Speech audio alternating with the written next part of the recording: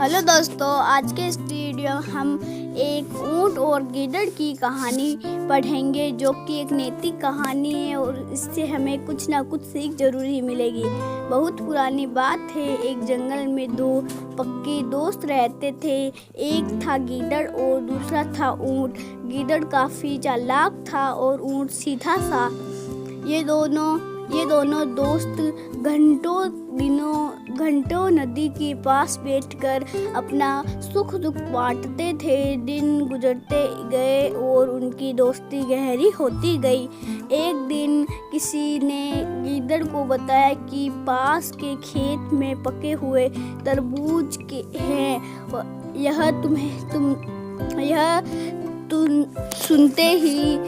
यह सुनते ही गीदड़ का मन में लचल गया, लेकिन वो खेत नदी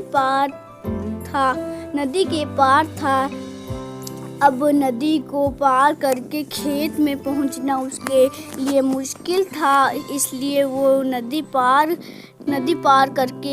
करने की तरकीब सोचने लगा। सोचते सोचते वो ऊंट के पास चला गया।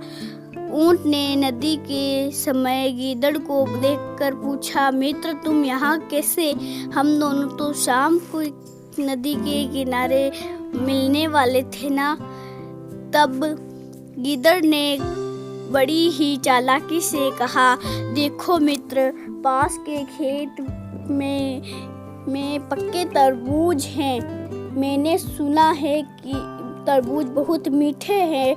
तुम उन्हें खाकर खुश हो जाओगे, इसलिए तुम्हें बताने चला आया। ऊंट को तरबूज काफ़ी पसंद था। वो बोला, वह मैं अभी उस गांव में जाता हूँ। मैंने बहुत समय से तरबूज नहीं खाए। ऊंट जल्दी नदी पार करके खेत जाने की तैयारी में लगा। तभी गीदड़ ने कहा, दोस्त तरबूज में मुझे भी अच्छे लगते हैं, लेकिन मुझे तैरना नहीं आता है।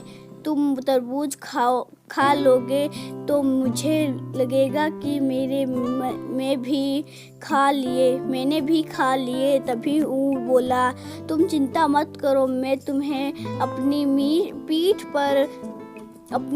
पर बैठाकर नदी पार करवाऊंगा, फिर साथ में मिलकर तरबूज खाएंगे। ऊंट ने जैसा कहा वैसा ही किया। खेत में पहुंचकर गीदड़ ने मन भरकर तरबूज खाए और खुश हो गया। खुशी के मारे वो जोर से आवाज़ें निकालने लगा। तभी ऊंट ने कहा, तुम शोर मत मचाओ, लेकिन वो माना नहीं। गीदड़ की आवाज़ सुनकर किसान डंडे लेकर आया। खेत के पास आ गए। गीदड़ चालाक था, इसलिए जल्दी से पेड़ों के पीछे छुप गया और ऊंट का शरीर बड़ा था, इसलिए वो छुप नहीं पाया। किसानों ने गुस्से के मारे उसे बहुत मारा। किसी तरह अपनी जान बचाते हुए ऊंट खेत के बाहर निकला। तभी पेड़ के पीछे छुपा गीदड़ बाहर आ गया। गीदड़ को देखकर ऊंट ने गुस्से से पूछा, तुम क्यों इस तरह चिल्ला रहे थे? गीदड़ ने कहा कि मुझे खाने के बाद चिल्लाने की आदत है, तभी मेरा खाना पचता है। इस जवाब को सुनकर ऊंट को और गुस्सा आ गया।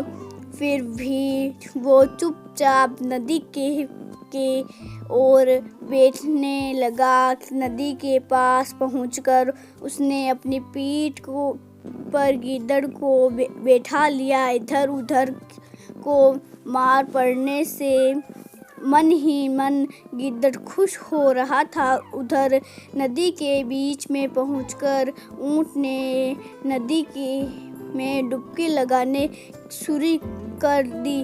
गीदड़ डर गया और बोलने लगा, यह क्या कर रहे हो गुस्से में ऊँट ने कहा, मुझे कुछ खाने के बाद में उसे हजम करने के लिए नदी में डुबकी मारने पड़ती है। गीदड़ को समझ आ गया कि ऊँट उसके किए का बदला ले रहा है।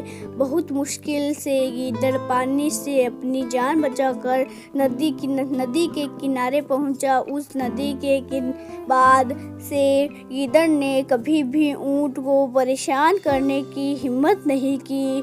कहानी से हमें सीख मिलती है, ऊँट और गीदड़ की कहानी से हमें सीख मिलती है कि चालाकी की नहीं करनी चाहिए। अपनी करनी खुद पर भारी पड़ जाती है। जो जैसा करता है वो वैसा ही बढ़ता है। वीडियो अच्छा लगे तो लाइक सब्सक्राइब जरूर कर देना।